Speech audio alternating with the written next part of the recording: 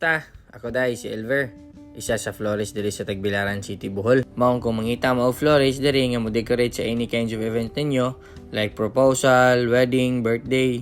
Ayaw mo kaawaw, chat lang mo nako para masuwayan po ninyo ang unsang klaseng serbisyo ang akong mahatag ninyo kasabay sa akong mga kauban. Og kani daay nga video akong ipakita ninyo kung unsa may magdecorate og kasal. Pero mostly anis mga ready-made na namo nga mga na-arrange na dito sa shop namo.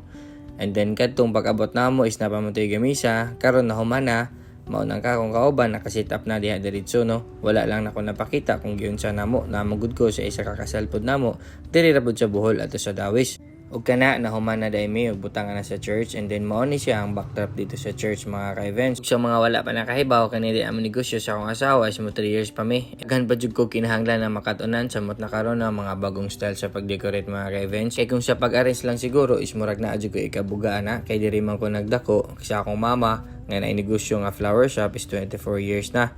And then still existing pa karon, mao na nga dako ko kay pasalamat dito kay dito pug ko na mold kung unsaon pag-arrange. Karon nga naa ko diri nga industry, naka-realize ko nga dili ra day pod sa pag-arrange nagmatter ang tanan sa ani nga industry. Kaysa karon daghan na kayo florist, kung imong tanawon nilang pag-arrange kung sa una lang nato ibase is makaingon jud ka murag lahi ra jud kumpara sa una kay masapsay. Ang karon is pagwapahay na lang sa gamit. Maong excited pug ko sa mga umaabot nga panahon kung unsa na pod ang ma-evolve ani nga industry.